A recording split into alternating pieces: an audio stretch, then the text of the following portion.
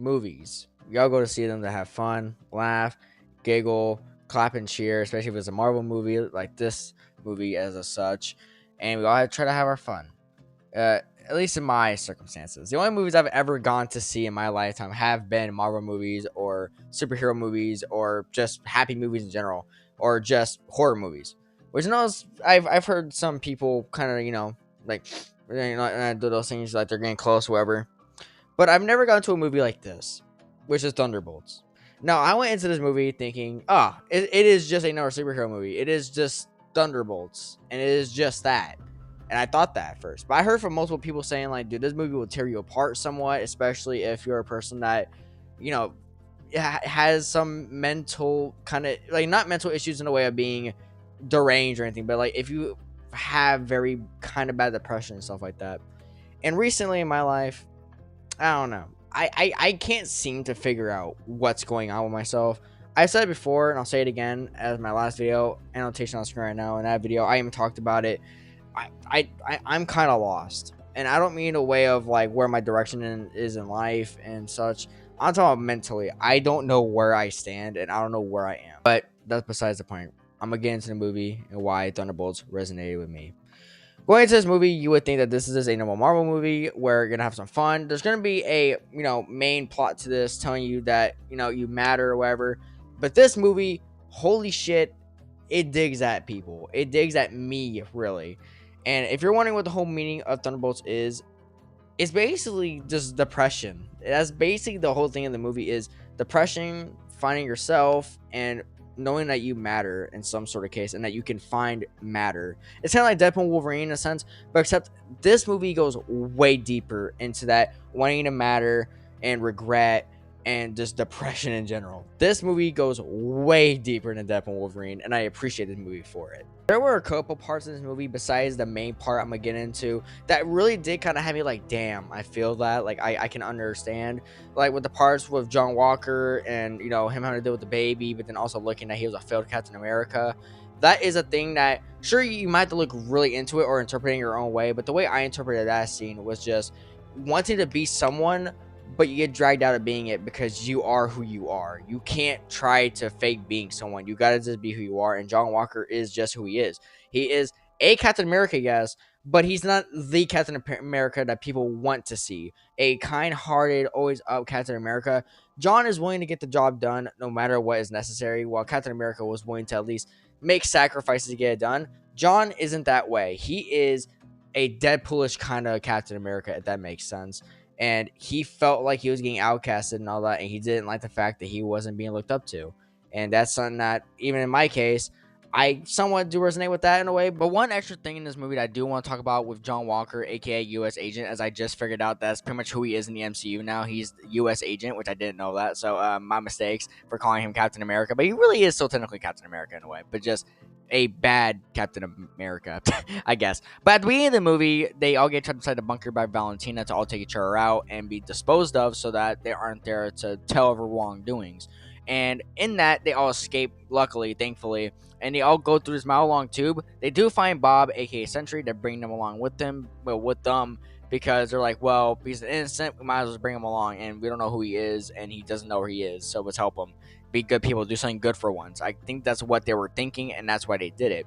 And they were, climbing up a mile-long tube upwards because the elevator didn't work, and he had no other escape. They were doing that, and Sentry grabs John's hand to help him up because they all slipped and fell because John was so, like, persistent on being the right one to say, I can grab a hold, I can open the door.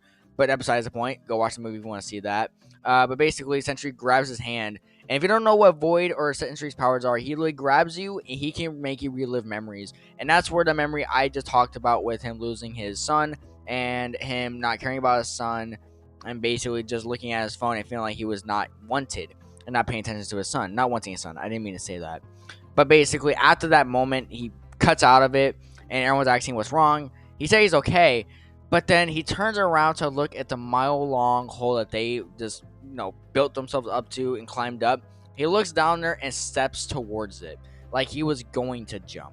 And he was thinking about it, and then he turns right back around and is like, never mind. It's such a powerful thing. No words needed. Just feeling And that's one of the things of you can tell he feels so bad for what he's done, and that he knows there is kind of no redemption for him in that way. He kind of has to just take what he did and live with it and try to improve off it. But in that moment, you know he was probably really thinking about jumping, and that's probably one of the saddest things in that movie is just no words needed, just actions, and it really made me feel something, but not as much as the moments that Yelena and Bob had. And now I do want to say, by the way, spoilers ahead. I don't know if anyone could even notice that this is going to be a spoiler-free video of me talking about these, but yes, spoilers ahead. I will be talking about some certain lines, not things that happen in the movie exactly, but just certain lines. If you don't want to hear lines for some odd reason, then just, just I guess leave. But I'm going to go from the things that kind of affected me to the thing that most definitely affected me the most and actually almost made me cry. First things first is Bob, aka Void. Now, Bob and Void are two different people, or shall I say, Sentry and Void. Sentry is pretty much the whole happy go get 'em superhero, like he's ready to, save people, and he's having a good day. But Void is what Sentry is the opposite of. He is someone who feels like no one cares for him. He feels like it is just himself, and that he does not care, and that he feels like other people should feel the pain that he feels, which is he has no one, and that he has to live with his mistakes that he's made, and that he has no one to care for him. And that is something that even recently I have really felt, because yeah, I know I have people around me to help me and all that, but man, there have been some moments where I sit there and I really do question, I have their back, but are they willing to have mine? And I've seen that side of people somewhat already recently. I've seen people who are not willing to, and that's upsetting. Now, I'm willing to put myself out there to help them, but that's the way it is, I guess, nowadays. Like, for especially for someone like me, a person who's willing to, like, I'd fuck out my fucking forearm for someone that I care for. But there's some of my friends I've noticed recently that I've stopped talking to because of that matter, that they wouldn't do the same for me.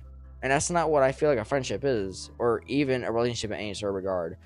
Like, I feel like you should have each other's backs regardless, and that no matter what happens, you should be by their side.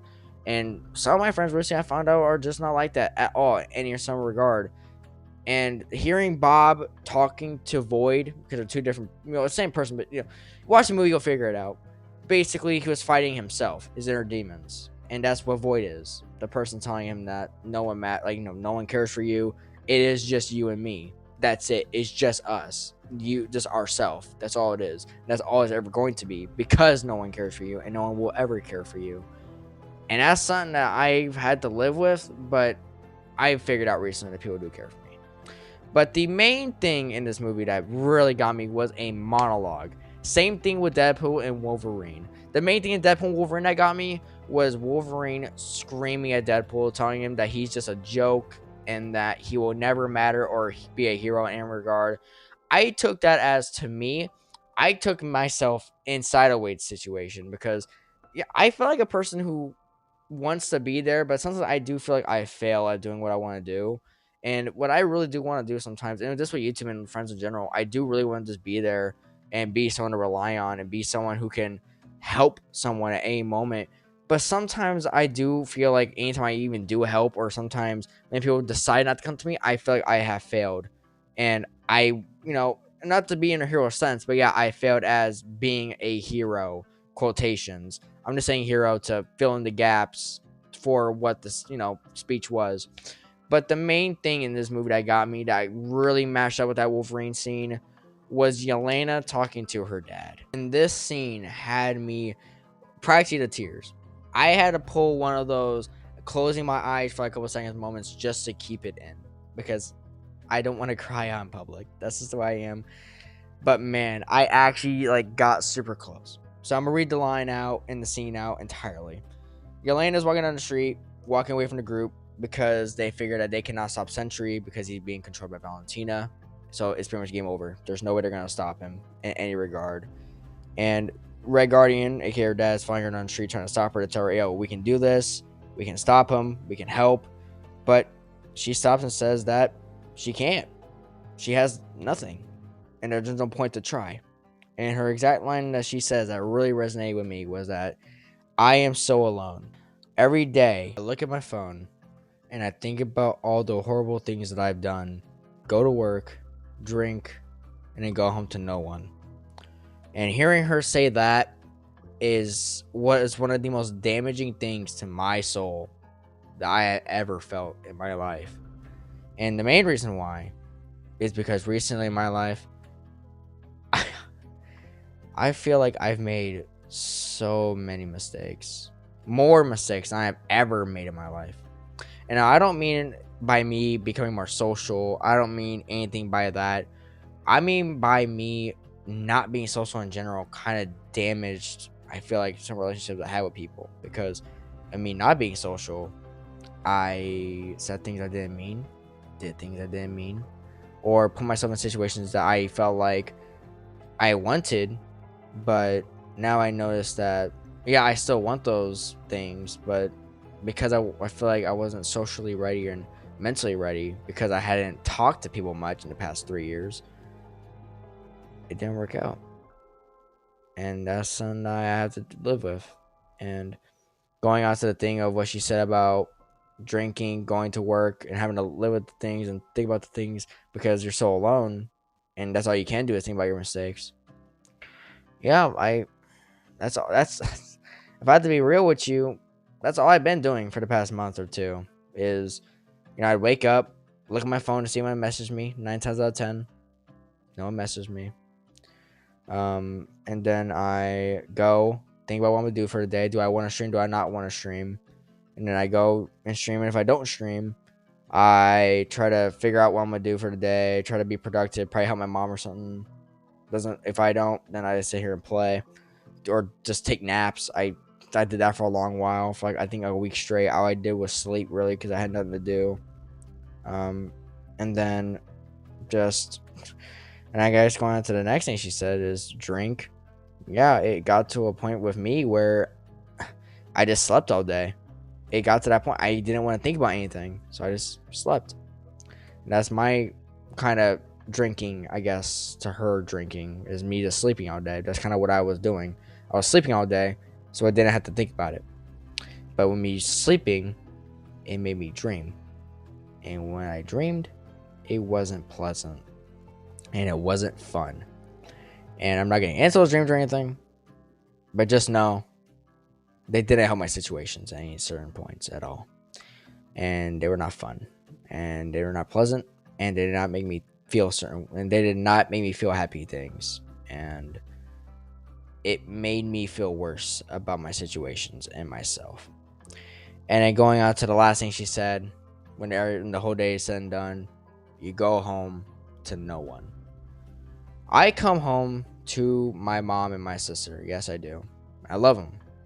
But I do kind of yearn for that thing of wanting to have someone I can call at any moment, or have someone I can talk to at any moment about anything, or someone to come home to. And it's a thing I gotta live with now, but I don't have that. And I don't know when I'll ever have that. And it's a hard thing to live with. That I see so many of my friends having it, and then I look at it and think, oh, I could have that. No, I gotta try harder. And then I go and I try it. Doesn't work out because I'm not social, and I don't know what the fuck I'm doing. And I think I have the confidence to do it, but confidence doesn't really get you nowhere, really, when you don't know what the fuck you're doing sometimes. And then you fuck it all up. And man, that's one of the hardest things I've had to live with, is falsifying my own needs. And no, don't get me wrong, I still yearn for something like that, but I understand now that I am in a stage where I need to get back into being a social person. And so in that case, not the best for me right now. And I think right now, I think I am happy enough coming home to my sister and my mom. And I think that's all I need right now, is just coming home to them, because they understand me enough. I can somewhat talk to them about everything, but not as much as I feel like I would be able to if I did have someone to come home to that I can talk to anytime. and just call and be like, hey, yo, I had a bad day, and sit on the phone for hours and talk. I don't have that, sadly. Some people have the privilege. Well, not privilege, but some people have that, and around me, and it sucks that I feel like I'll probably never get that again. And it's something I have to live with, and it's something I gotta work on, something I gotta probably pray for, and something I gotta hope for the best for. But it is just a thing that now I'm back at square one. I gotta just go with what I got. If something comes along, it's there. But if nothing does come along, then I guess that's just it, I guess. And I have the dream of getting a successful career, doing what I want to do, and then having a beautiful wife and kids. But that last part, to some people and myself, is something that you want, but you never know if it's ever going to come or not. And it's something that you don't know is ever going to be possible, or, in, I guess, a kind of multiversal fashion, if you're the person or the variant that's meant to have those things. And sometimes you gotta just hope that you are one of those variants, or the Shane, in my circumstance, the Shane that is meant to have those things. But I'll never know until when it happens, or I get put in a situation where I get something, and I just have to live with the fact that I'll never know, and that when the situation comes, and that, the time comes, the time will come, and the time never comes, and I guess so be it. That's just the way it is, I guess. But, this movie really brought something out of me. I have to really give Marvel something for that. It is a great movie. And, the story could have been a little better. Don't get me wrong. The story could have been a little better. I will say this, though. Taskmaster got fucked up. Not even, 3 minutes of screen time, and she got fucking cooked. I still think that shit's hilarious. She got hated on so hard that Marvel fucking took her out. They literally assassinated her, but I don't know. Story-wise, this movie was pretty decent. I give it a 7 out of 10. But emotion-wise and, just line delivery-wise and message-wise, man, 10 out of fucking 10. Such a great movie in that regards. But yeah. The Shin guys, if you guys want to add anything onto my conversation, put it in the comment section below. I'm sorry I got a little soppy in this video and all that, but it's just something I just want to talk about. And so, with that being so, and that being it, I don't know if I said that right or not. It's been Shane, guys. Let me know down in the comment section below if y'all have seen the movie or not, and y'all can resonate. And if you have anything to add on to what I said or anything along those lines, I guess the message of this video is, I guess, try to find meaning. And even if you're having a hard time with, not having anyone in a relationship wise, such as myself, to be there for you or anything, something will come along at some point. Or if you can't, try to find love in a different light, like your friends or something. That's kind of what I've been doing, and that's what I've always kind of done. Even if I were in a relationship or not, yeah, I would still look at my friends in that way, because to me, friends are just another family, and I feel like that's the way it should be, is that friends are another family. Because like I said before, I cut off some friends because they were not willing to talk to me about things, or they were not willing to hear me out. But that's not what friends are for. Friends are there to be there for you and be a second family. Some people, that's not the case, but to me, that is what friends are. They're a second family, and that's what they should be. But yeah, it's been Shane, guys.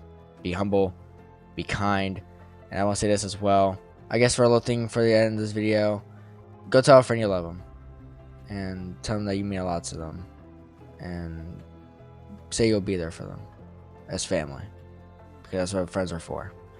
They're your second family. Don't forget that. But yeah, it's been Shane, guys. Be humble, be kind, and I will see you all in the next video. Later.